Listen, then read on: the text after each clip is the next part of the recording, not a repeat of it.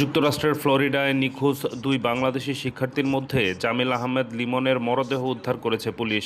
অপর শিক্ষার্থী নাহিদা এস বৃষ্টির সন্ধান চলছে।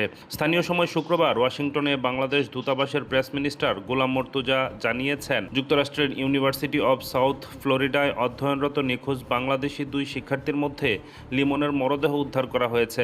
এ ঘটনায় পুলিশ তার রুমমেটকে আটক করেছে। তবে অপর শিক্ষার্থী নাহিদার ব্যাপারে এখনও কোনো তথ্য পাওয়া যায়নি। তার সন্ধানে অভিযান চলছে। গোলাম মর্তুজা আরও জানিয়েছেন, দুই শিক্ষার্থীর পরিবারের সঙ্গে তাদের নিয়মিত যোগাযোগ রয়েছে। দূতাবাস থেকে পুলিশ, বিশ্ববিদ্যালয় কর্তৃপক্ষ, এফবিআই, স্টেট ডিপার্টমেন্টের সঙ্গে যোগাযোগ করা হচ্ছে। এদিকে জামিলের রুমমেট হিশাম আবু ঘরবেহ নামের একজনকে গ্রেফতার করে জিজ্ঞাসাবাদের পর শুক্রবার ফ্লোরিডার হাওয়ার্ড ফ্রাঙ্কল্যান্ড ব্রিজ এলাকা থেকে জামিলের মরদেহ উদ্ধার করা হয়। জানা গেছে, জামিল ইউনিভার্সিটি অব সাউথ ফ্লোরিডায় ভূগোল, পরিবেশ বিজ্ঞান ও নীতি বিষয়ে পিএইচডি করছিলেন। এছাড়াও নাহিদা ইউনিভার্সিটি অব সাউথ ফ্লোরিডায় কেমিক্যাল ইঞ্জিনিয়ারিং বিষয়ে পিএইচডি করছেন।